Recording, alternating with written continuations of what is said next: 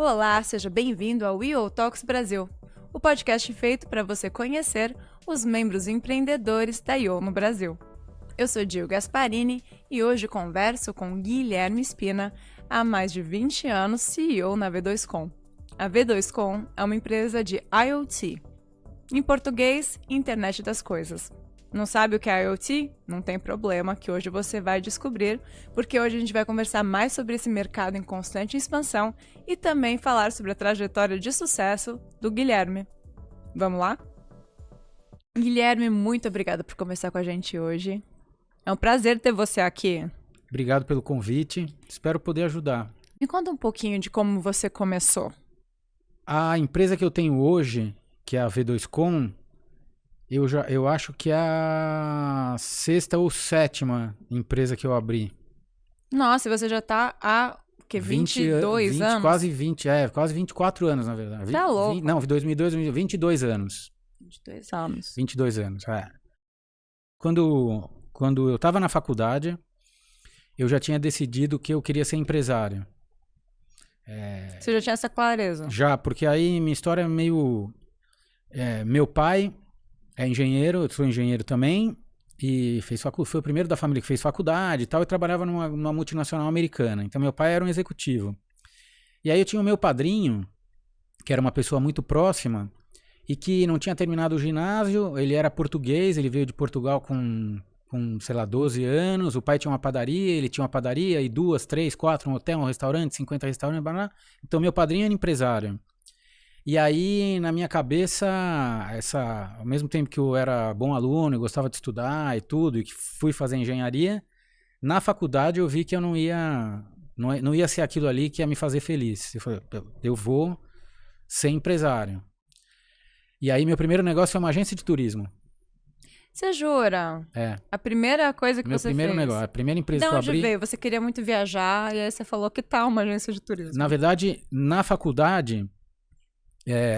eu fui algumas vezes para a Alemanha para aprender alemão. Na verdade, 2 vezes nas férias de verão aqui. Aí viajei de mochila pela Europa e tal. E aí com um amigo que tinha ido comigo também, a gente planejou uma viagem para a Ásia.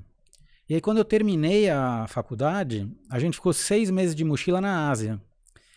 E a gente fez essa viagem assim 5 minutos antes de começar a internet. Então acho que foi a última viagem romântica, que a gente não tinha informação nenhuma. Para ligar para casa tinha que ir nas cabines, comprar ficha. A gente não tinha informação dos lugares, não sabia se ia viajar de trem, de carro. A gente só sabia, e sabia mais ou menos o roteiro. Com a cara e com a coragem. Com a cara e com a coragem. E foi se virando. E aí chegando dessa viagem... A gente falou, bom, tem um nicho aí de expedições e viagens de aventura que a gente viu que acontecia, tinha muito australiano, muito europeu fazendo isso. Então, vamos abrir no Brasil. E aí a gente abriu uma agência de turismo focada em gente jovem, a gente era jovem na época, de expedições e viagens de aventura. E esse meu amigo ainda tem agência hoje.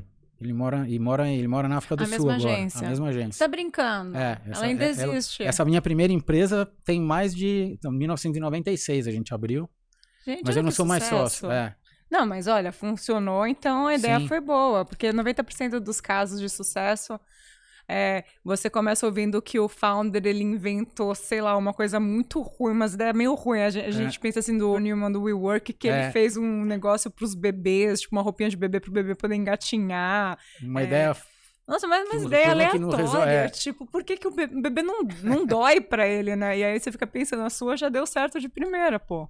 Foi a primeira lição que não adianta, se você gosta de comer hambúrguer, é muito diferente de você ficar na chapa lá fazendo hambúrguer, né? Então, eu fiquei 2 anos lá e vi que também não era pra mim o trabalho, porque era um trabalho muito operacional, é um tipo de negócio que você não tem... nenhuma vantagem competitiva que você consiga se apoiar. É um negócio com uma margem muito pequena, você não controla nada, né? Você não controla a experiência, se a pessoa ficou num hotel ruim, se ela sentou num lugar ruim no avião, se ela teve um acidente na viagem e tudo. Acho que é muito fora do seu controle, né? Totalmente fora do seu controle, mas você é o ponto de contato, é com você que ela vem falar, e aí você não consegue retroalimentar, o que é muito importante nos negócios, você não consegue pegar essa experiência e retroalimentar para melhorar, porque você não controla em companhia aérea, o hotel, a experiência que a pessoa teve. Então, para mim, aquilo ali era muito angustiante. Eu falei, não, eu tenho que fazer alguma coisa que eu consiga aprender com os erros, né? Então, aprendi com o meu próprio erro de não adianta só gostar do negócio, você precisa ter alguma coisa que seja sustentável do ponto de vista competitivo, vamos dizer assim, para crescer. Sim. E aí, então, com isso em mente, para onde você foi? Porque temos 7 empresas aí para... Porque depois eu tive uma... Daí eu botei a viola no saco e falei, bom, agora eu preciso arrumar um emprego, porque não dá para ficar... beleza, foram 2 anos. Aí eu arrumei um emprego numa empresa de consultoria, e essa empresa de consultoria, isso foi em 1998. Então, pouco antes do boom da internet. E eles tinham uma área de novos negócios. Aí falaram, você já teve empresa, tal, você é um cara, então me botaram nessa área de novos negócios. E a gente prospectou uma série de oportunidades lá. E aí começou o negócio da internet. O cara que era o meu chefe, que era um canadense na época, a gente acabou saindo dessa empresa e montou uma empresa nossa de desenvolvimento de novos negócios. Nessa época do boom da internet. Então a gente fez planos de negócio para uma série de empresas. Um plano de negócio interessante que a gente fez foi um amigo de um dos meus sócios que estava começando o Hotel Emiliano na época. E a gente fez o plano de negócio do Hotel Emiliano. O pai dele tinha um prédio, aí eles não sabiam o que fazer, aí eles queriam fazer um hotel, eles tinham uma construtora, aí...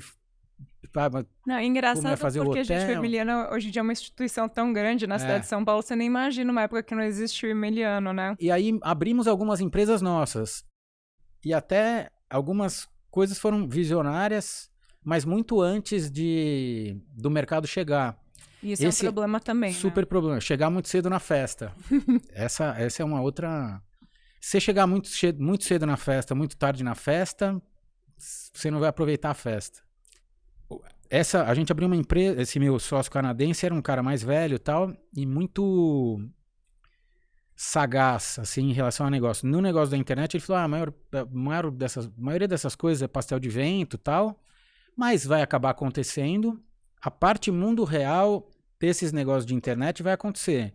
Então, o comércio eletrônico, que era o que estava todo mundo falando na época. Legal, para ter o comércio eletrônico, alguém vai ter que entregar as coisas. Então, a gente montou uma empresa de logística urbana em 2000. E essas empresas explodiram agora com Log, sabe, próprio iFood, tudo, 20 anos depois, na pandemia. Na pandemia, com certeza. O mercado não estava pronto e a tecnologia não estava pronta. Então, a gente abriu a empresa, barará, mas nem começou a operar. No final, acabou, naquele momento, até o Ike Batista montou uma empresa semelhante à nossa, de entrega urbana, que acabou comprando algumas das empresas que a gente estava consolidando. E a empresa do Ike Batista quebrou porque o governo acabou colocando dinheiro no correio. Na verdade, colocando dinheiro. Todas aquelas fraudes de correio que depois aconteceu, que a gente viu na Lava Jato, o correio cresceu muito naquela época e ocupou realmente esse espaço. Então, também outro fator, essa é outra questão de, muitas vezes você está vendo um negócio que sim, tem um potencial, mas tem um incumbente dormindo poderoso que também pode acabar com a tua festa. Sobraram algumas empresas de courier e no final são essas empresas que agora acabaram dominando, né? E aí as outras cresceram. É um negócio que sim, a gente sabia que ia acontecer. A questão é isso, quando vai realmente acontecer e se você aguenta... O tranco. Se você chegou muito cedo na festa, se você vai aguentar até a hora que a festa vai ficar boa, né? E se adaptando, né? Porque se você tem a ideia há muito tempo antes, eu penso, por exemplo, no Netflix. Netflix, ele existe há muitos anos já, né? Só que ele existia como locador, essencialmente. Ele locava filmes, sem dúvida, E hoje em dia, agora, com o streaming, virou outra coisa que a gente usa, né? Então, tem essa coisa também. Você pode até ter a empresa, mas ela tem que estar adaptada para o seu tempo. Mas isso aí esse insight eu usei na V2, aí no começo da V2. Do boom na internet, aí no final, de novo, estourou a bolha, aí de novo, tenho que arrumar um emprego. Aí eu fui trabalhar numa operadora celular em Campinas, que chamava TES, que acabou virando uma Claro, né? A Claro consolidou uma série de... E aí lá na TES foi bem interessante, porque aí juntou o meu lado, que já tinha feito alguns negócios, algumas tentativas. Eles estavam montando uma incubadora de negócios de internet móvel. Na verdade, a visão era a rede celular é um fenômeno que que é do fenômeno dos anos 90, né? Então, em 1990, quando eu entrei na faculdade, tinham 0 celulares no Brasil. Em 2000, quando eu estava lá, já tinham 80 milhões de celulares. E hoje tem mais celular do que gente, né? Então, lá em 2000, a gente sabia, o celular vai mudar essas próximas décadas. A operadora vende um serviço que é essencialmente commodity, que é o serviço de voz. Não tem como diferenciar da operadora A da operadora B. Então, o nosso negócio era, o que a gente pode botar em cima da rede da operadora que gere valor? Maravilha. Então, aí nessa fase, a gente viajou, fui para a Europa, fui para os Estados Unidos, fui ver quais eram os negócios que estavam fazendo em cima da rede celular. E aí juntou o lado de eu ser engenheiro. Eu me redescobri e falei, não, mas eu entendo essas questões da tecnologia. Eu entendo como a rede funciona, eu entendo o que está acontecendo, eu consigo entender melhor do que os outros. E aí, de todas essas oportunidades, uma delas que era usar a rede celular para telemetria, para comunicar equipamentos que estão remotos, fazendo parte de algum processo. Essa daí eu falei, isso aí nós vamos ter que fazer. E eu ia fazer dentro da operadora, mas aí a operadora foi comprada, virou Claro, os mexicanos compraram, aí virou uma consolidação, parará. Eu falei, não, essa... Aí eu saí e comecei a V2. No começo da V2, a tecnologia que estava disponível aqui no Brasil era o celular de segunda geração, né, o 2G.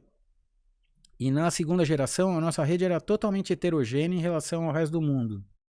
Porque nos Estados Unidos era todo fragmentado, a Europa tinha um padrão europeu. E aí a gente sabia que essa rede que tinha no Brasil na segunda geração, ela não ia ficar há muito tempo. Eu preciso começar agora para ter cliente, porque na hora que vier a tecnologia definitiva, eu já tenho empresa. E foi exatamente isso que aconteceu. Isso é uma coisa muito interessante dessa situação de estar um pouquinho atrás, o nosso país está um pouquinho atrás da tecnologia, porque você já sabe onde está o futuro, né? Você viu Você tem apostas, você não tem muito claro, mas nessas questões tecnológicas, nem sempre a melhor tecnologia ganha. Tem uma questão tecnológica, tem uma questão política. Também, né? Mas no país. Tem questões macro que influenciam, né? Aquela história do tecnologia lá do japonês Betamax era muito melhor do que a tecnologia do VHS, que foi no final a que ganhou.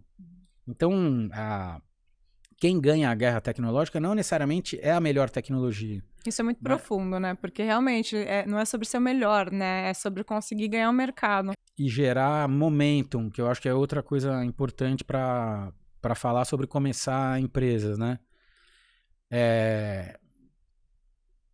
Quando você começa uma empresa do zero, você, no final, parece meio telúrico, mas você está transformando energia, um negócio que não existe, em alguma coisa que existe. Então você precisa de muita energia. E não adianta força, porque imagina você fazer força numa coisa que não existe. Não tem inércia. Depois que você começa o negócio, ele vai criando inércia, porque as pessoas gostam de rotinas e hábitos, não só quem trabalha com você, mas os clientes, as empresas se habituam, as pessoas criam hábitos. Esse começo é muito difícil, porque você precisa criar essa massa material para poder aplicar força, para ela poder pegar a inércia. E aí essa inércia... É física.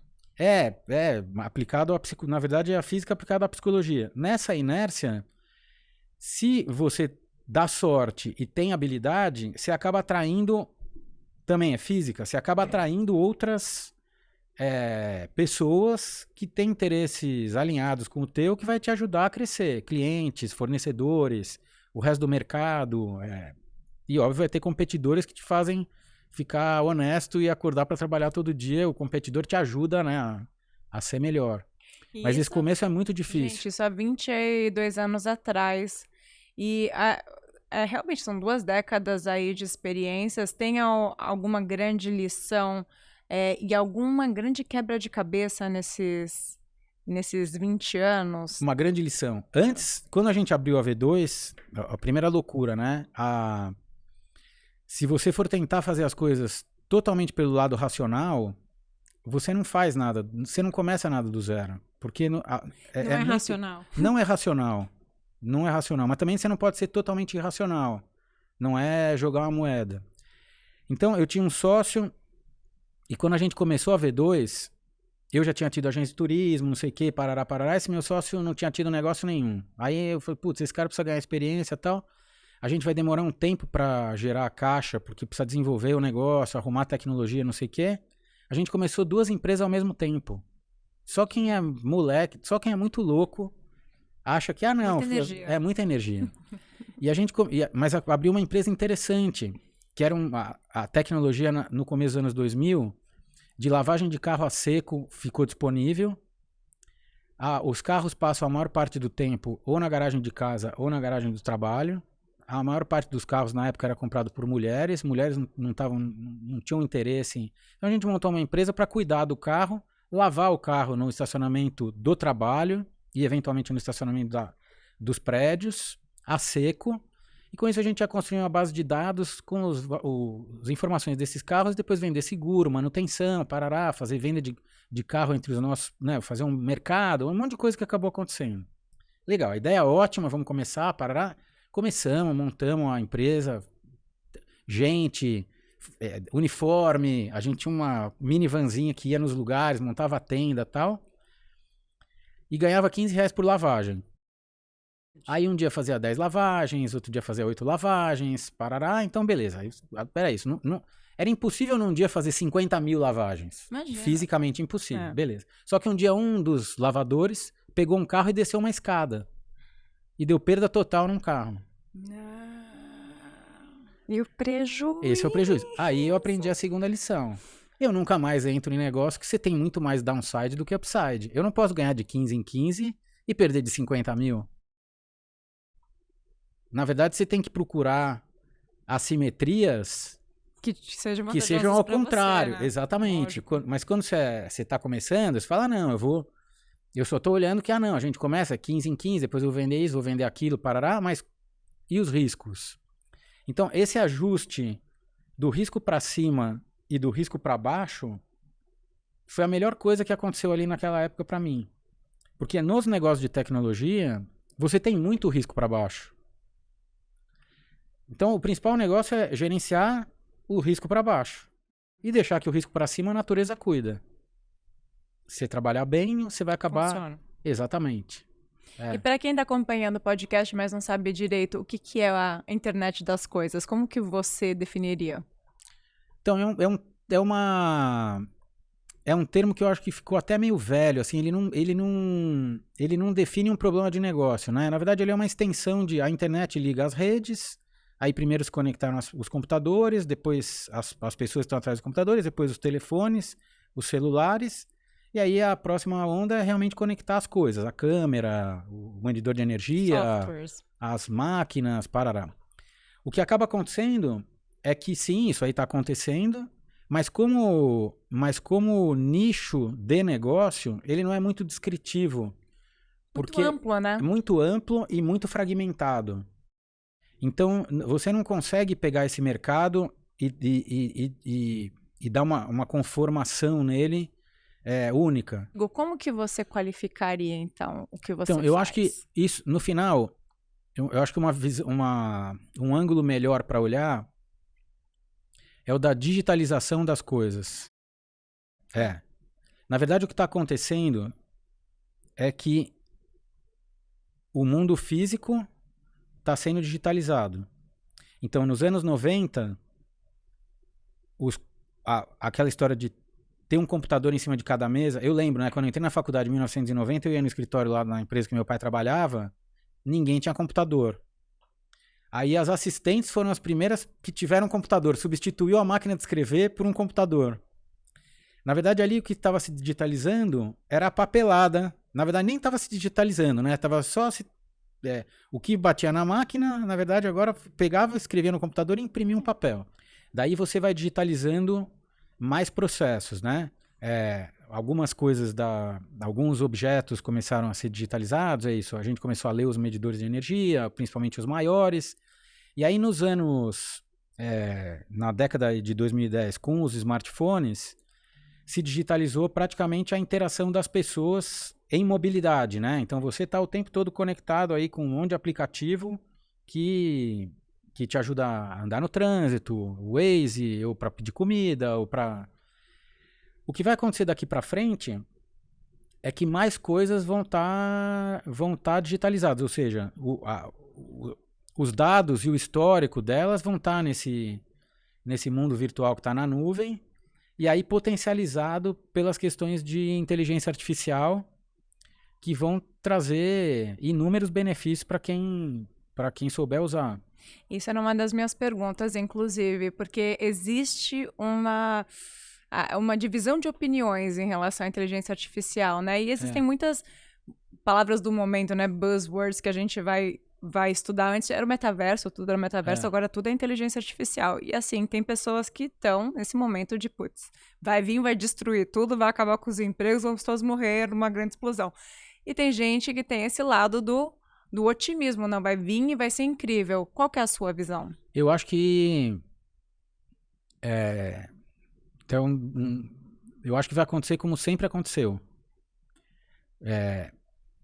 Aparece uma tecnologia nova, a tecnologia é uma ferramenta.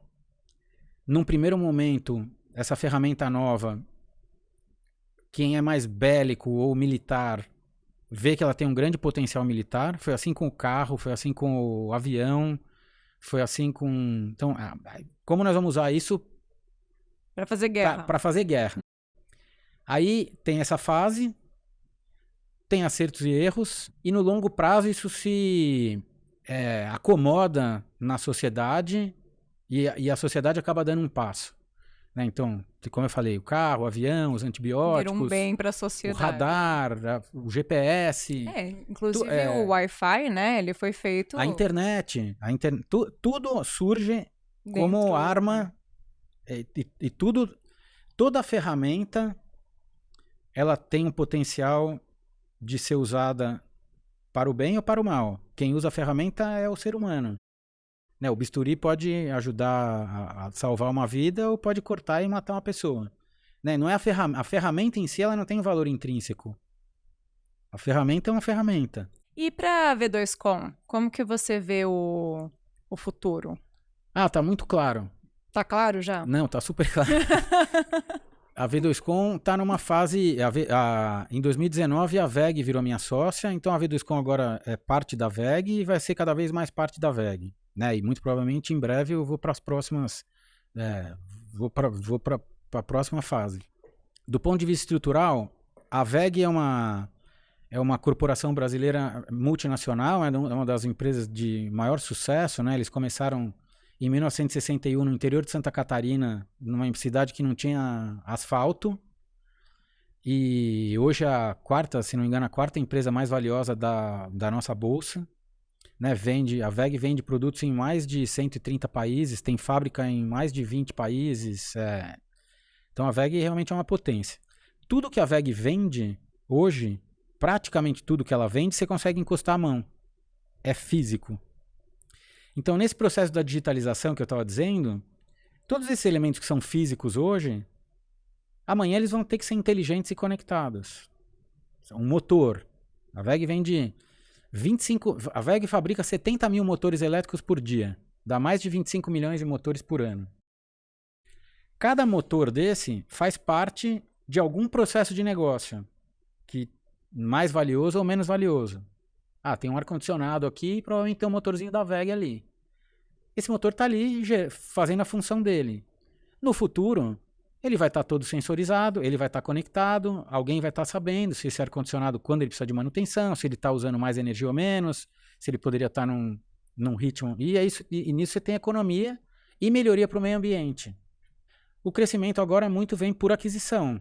Então, lógico que é uma empresa que desenvolve muita coisa dentro, mas eles vão procurando empresas que podem ampliar o portfólio de soluções e de nichos, né, que eles estão atuando. Vai ser bom para todo mundo. E o futuro para o Guilherme? E todos os tenistas falam, quando eu era criança eu queria ganhar o Wimbledon, eu queria ganhar o Roland Garros, eu queria isso, queria aquilo. Eu olho para trás e eu queria ser empresário.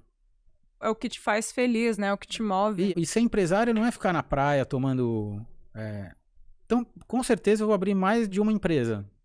Então me conta, como que você descobriu a Entrepreneurs Organization? Quando a VEG ficou minha sócia em 2019, antes da VEG eu tinha alguns sócios pessoas físicas. que eram sócios minoritários. E então eu tinha com quem conversar, pessoas com quem conversar das questões do negócio. De uma maneira fora do negócio, mas com interesse no negócio. A partir do momento que você ficar sócio... Aí eles saíram, a VEG entrou. Você ficar sócio de uma corporação, as pessoas ali que são os interlocutores são executivos, eles não têm a mesma... Então eu falei, putz, eu vou ficar muito sozinho e eu preciso de gente para trocar ideia que eu possa falar de igual para igual. E aí, por acaso, eu vi um cara que tinha feito o curso comigo, fez um post numa rede social falando do I.O., falando que foi a melhor decisão que eu tomei na minha vida, um cara na Espanha. Putz, mudou uma série de coisas, parará, falando super bem. Aí eu mandei uma mensagem para ele e ele me colocou em contato com o Dani, com o Daniel Miglorença, que era o presidente na época. Aí eu mandei uma mensagem, falei, ó, esse fulano de tal me recomendou, não sei o quê. E aí falei com o Dani, ele me apresentou as pessoas e eu acabei entrando. E qual que é a sua jornada na I.O.? Eu acho que eu era um forum lover até agora. Ah, olha, tava bem... É bom, porque é isso, né? A troca com empreendedores. Exatamente.